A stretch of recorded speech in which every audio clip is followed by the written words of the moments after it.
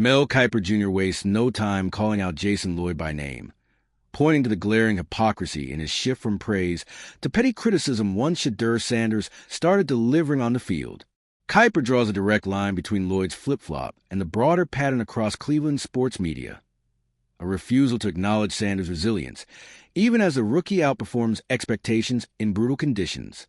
While Joe Burrow is excused for every misstep, injuries, line issues, even weather, if you're into the real story and all the messy twists they don't show on highlight reels, go ahead and subscribe. And if you're sticking around to see how this Browns QB chaos plays out, you should definitely be subscribed. Sanders is hammered for the same mistakes, with no mention of the fact he had 0 first-team reps heading into the season. Kiper's frustration is clear. This isn't analysis, it's agenda. Cleveland's media has built a narrative around Sanders that doesn't match reality. In games where he's made clutch throws, led scoring drives, and kept the Browns competitive under pressure, those performances are buried beneath cherry-picked mistakes. It's not just unfair, it's dishonest. If the standard is greatness, apply it evenly. But if veterans get leeway while rookies are shredded, then the analysis isn't football, it's personal. Mel Kiper Jr. was done holding back. He didn't just raise his voice. He lit into the Cleveland media with the kind of fire usually reserved for draft day debates. His target? The twisted narratives being spun around SHEDEUR Sanders' rookie season. Kiper accused Cleveland media outlets of pushing a false, skewed version of events, cherry-picking Sanders' mistakes, downplaying his successes, and fueling a biased conversation that had little to do with football and everything to do with optics. He didn't mince words. In his view, this was more than lazy analysis. It was active misrepresentation. The narrative being built around Sanders was detached from what fans had actually watched on the field. Kiper pointed out how Sanders, despite being thrown into a chaotic situation with no first-team reps and limited prep, had shown not just flashes, but full-on moments of brilliance. Yet the media refused to give him credit. From day one, SHEDEUR Sanders had been under a microscope. Every move, every throw, every decision was picked apart. When he made a tough throw under pressure, silence. When he missed one, headlines. Sanders himself had been calm publicly, but the undertone in his press appearances made it clear. He knew he was being judged on a different scale. Despite the noise, Sanders stayed focused. He spoke after games with composure, shouldering blame when things went wrong and deflecting praise when they went right. But there was no hiding the reality. His performances, particularly given the circumstances, were being overlooked, and not because they lacked substance, but because some people had already made up their minds. During a post-game interview, Sanders was asked about the criticism he'd received from the Cleveland media. He kept it short, but sharp. They're going to say what they say. I just play ball, he said. That response might have seemed dismissive, but it was anything but. It was coded resilience. A quarterback who understood the game wasn't just being played on the field. Behind that calm delivery was a rookie who'd been thrust into chaos. No first-team reps in training camp, limited time with the offensive starters, and a team that hadn't exactly made things easy. Yet, game after game, Sanders showed up. He made plays. He gave the Browns a fighting chance. Still, the local coverage treated him like a liability. At one point during a post-practice press conference, Sanders was asked whether he felt the coverage of his play had been fair. His response was diplomatic but telling, "I just focus on what I can control." It was a kind of answer that quarterbacks are trained to give. But the subtext was clear. He knew what was going on. And so did Mel Kiper. Kiper slammed the hypocrisy of it all. When veterans like Joe Burrow threw picks, the narrative shifted to injuries, offensive line struggles, or poor weather. But when Sanders did the same, it was about inexperience and poor decision-making. Kiper wasn't asking for Sanders to be praised. He was asking for equal treatment, fairness, consistency. After one of his most impressive performances, Sanders took the podium with the same composure he'd shown all season. No celebration, no self-congratulations, just a breakdown of what went right, what went wrong, and how the team could improve. It was the type of response you expect from a seasoned veteran, not a rookie quarterback who just silenced doubters for the night. But the following day, local media doubled down on criticism. They found fault with his mechanics. his timing, anything but the scoreboard. Kiper couldn't believe it. The media had found ways to reframe wins as flukes and good throws as lucky. According to him, it wasn't just bad reporting, it was personal. The game against the Titans should have been a turning point in the conversation.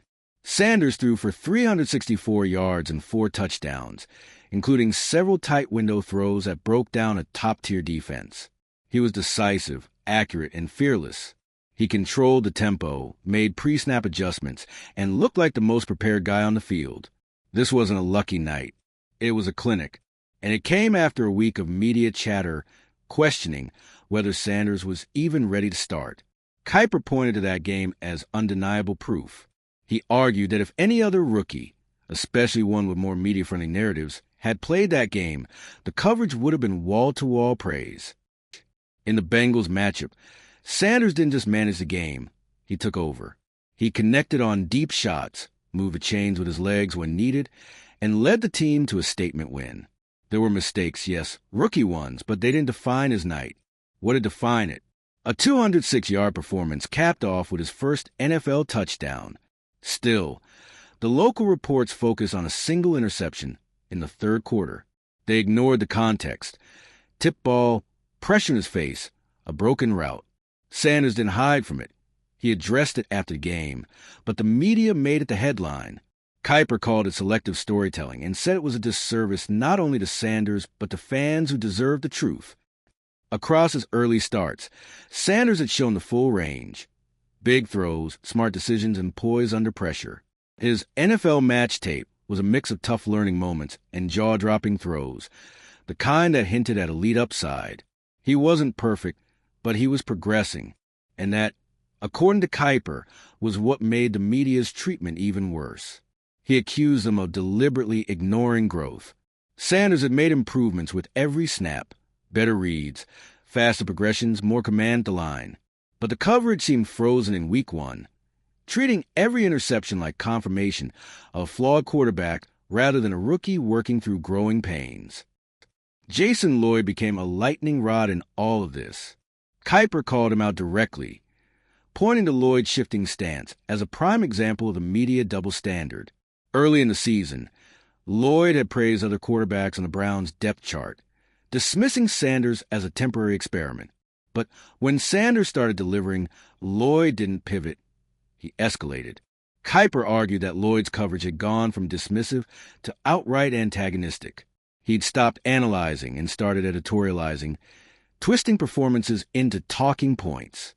It wasn't just about football anymore. It was about control of a narrative. Kiper made it clear this wasn't honest reporting. It was agenda-driven criticism. Joe Burrow's name came up often. Not because Kiper wanted to drag him, but to highlight the double standard. When Burrow threw picks, the narrative focused on recovery from injury, lack of protection, or rust. All valid points. But when Sanders faced the same circumstances, those factors were ignored. Kiper's comparison wasn't about diminishing Burrow. It was about consistency. Sanders had played in freezing conditions behind a patchwork offensive line with no preseason reps. Yet he was held to the standard of a fifth-year Pro Bowler.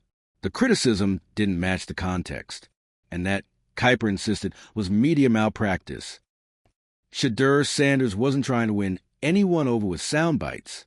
He let his game speak first, his interview second. But when the questions kept coming, framed with the same assumptions, the same doubts, he didn't flinch. He answered them with the same poise he showed under center. Calm, measured, almost too calm for what he was dealing with. There's a reason his teammates respected him. He never lashed out, never called out the coverage. He knew where he stood. He was a rookie quarterback trying to survive in one of the most reactive media markets in football, and he was doing it without flailing or begging for sympathy. That kind of composure? That's not taught. It's built under pressure. In a one-on-one post-game interview, following a tough but hard-fought loss, Sanders gave credit to the defense, praised his offensive line, and talked about execution, not excuses. He said the offense had to finish drives. He mentioned red zone struggles. But what he didn't do was complain about the conditions he was thrown into. No preseason reps, no starter reps, new system, new speed, all real factors, but not ones he leaned on. That's what struck Mel Kiper. Sanders never pointed the finger. Not once. He'd been handed a mess and asked to perform like a 10-year vet. He didn't get time to learn.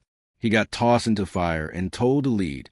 And somehow, through all of it, he still managed to flash real, undeniable upside. By the time Sanders stood at the podium after back-to-back solid games, there was a sense of quiet defiance in how he carried himself.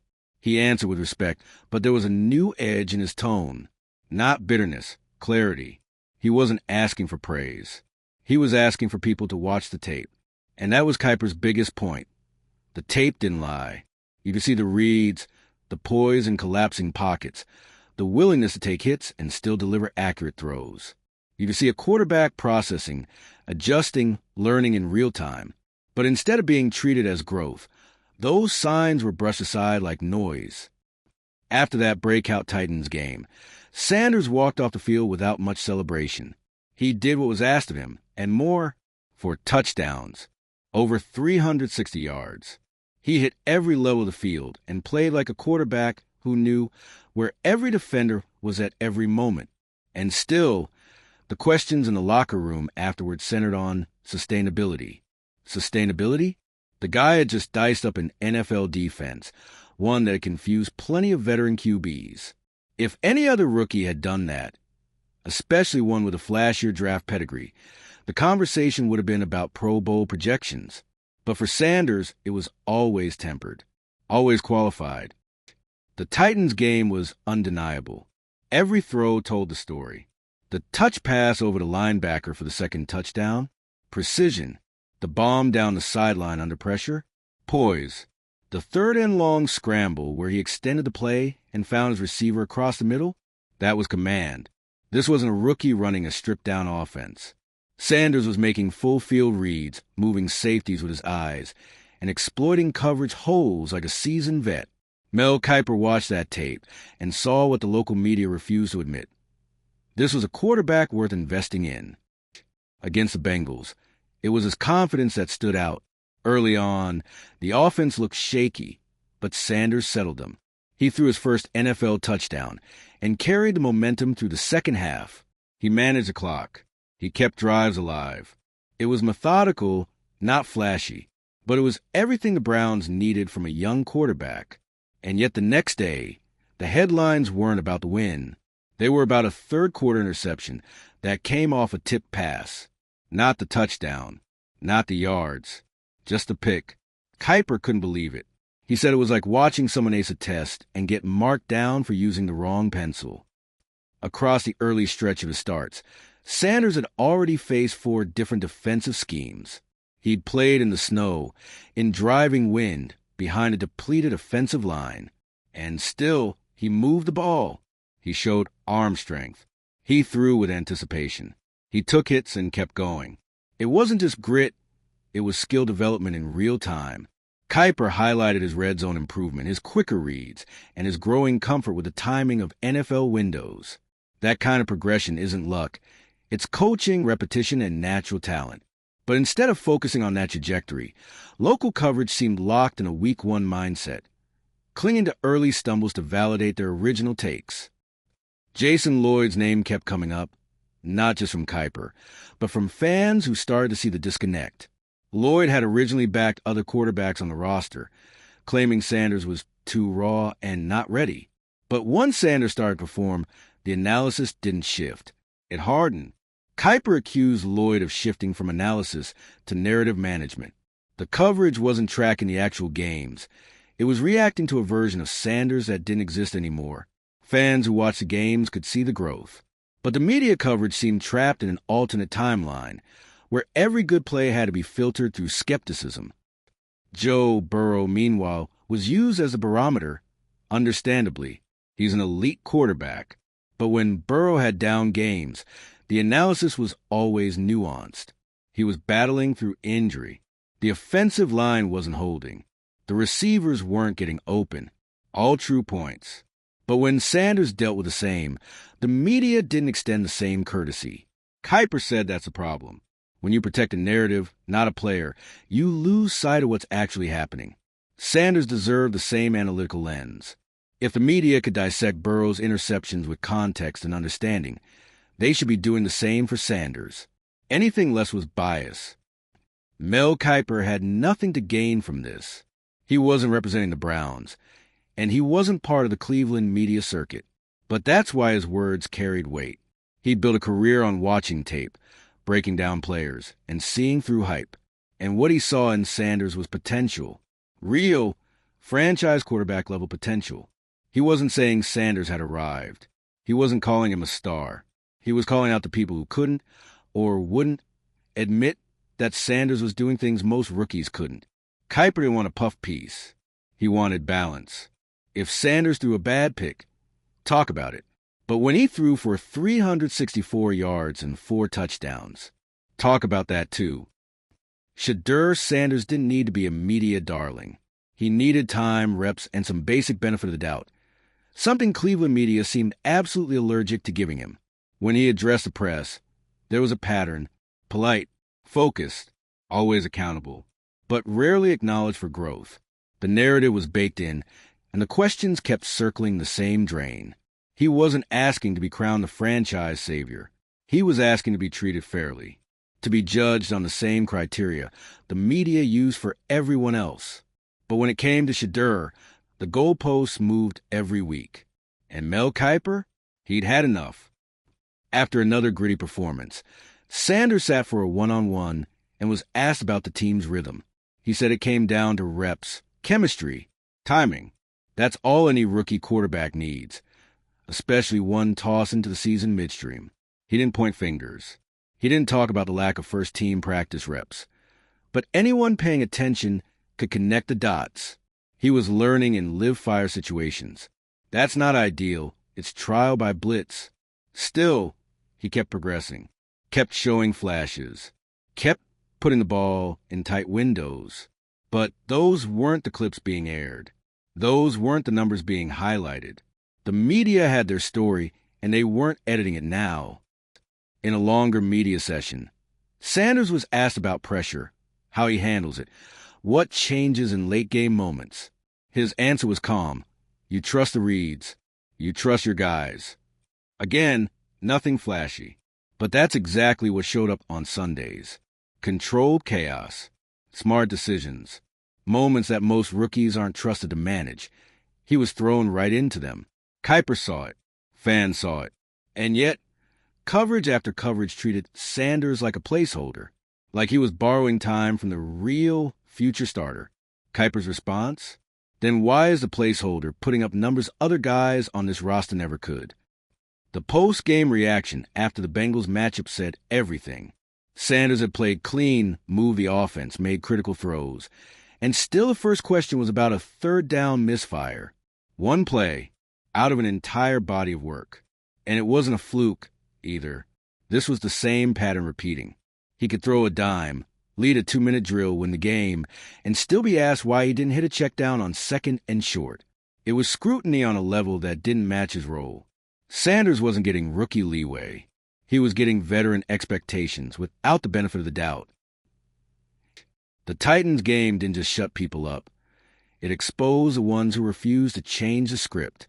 4 touchdowns, 364 yards, multiple drives where he adjusted protection at the line, called out blitzes, and threw darts. And yet, the post-game breakdowns were quiet. No film rooms, no praise, just vague comments about good moments. Kiper wasn't just frustrated. He was furious. Because when a rookie plays like that, it's supposed to spark optimism. It's supposed to generate buzz. Instead, it felt like the local media skipped the highlight reel and went straight to looking for mistakes. Sanders had made a statement, and they were acting like they'd missed it. The Bengals game was textbook rookie progression. Start slow, find rhythm, lead the team. That's what you want. Sanders delivered a calm, effective performance against a tough defense. And instead of celebrating growth, the media framed it as not bad for a rookie. Backhanded compliments everywhere. Kiper reminded everyone that this was the same defense that had caused problems for elite quarterbacks. And Sanders? He'd walked in, stood tall, and walked out with a win. But instead of building him up, Cleveland media barely acknowledged it. The double standard was undeniable. You stack Sanders' games side by side. There's a clear upward trend, fewer mistakes, better decisions, more confidence in the pocket. And the throws? Some of them were highlight reel level. Yet, media breakdowns never opened with that. They led with turnovers, even when those were rare or situational.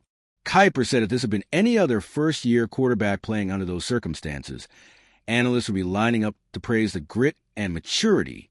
But for Sanders, it was silence, or worse, skepticism. Like nothing he did could be enough. Like the narrative had already been locked in before he took a snap. Jason Lloyd's coverage, in particular, became a lightning rod. He'd been vocal early on, downplaying Sanders' chances, framing him as a stopgap. But when the performances came, when the progress was obvious, the tone didn't shift. Instead, Lloyd seemed to dig in deeper, highlighting flaws while brushing past accomplishments. Kiper didn't hold back. He accused Lloyd of clinging to his early takes instead of adjusting with the facts. In Kiper's words, you don't get to build a narrative and then pretend the tape doesn't exist. Lloyd had a platform, and with that came responsibility, to give a fair shake. Instead, he kept running the same playbook while the rest of the field changed. Joe Burrow remained a comparison point, not because Sanders was at his level, but because of how differently they were treated. When Burrow had struggles early in the year, the coverage bent over backward to provide context.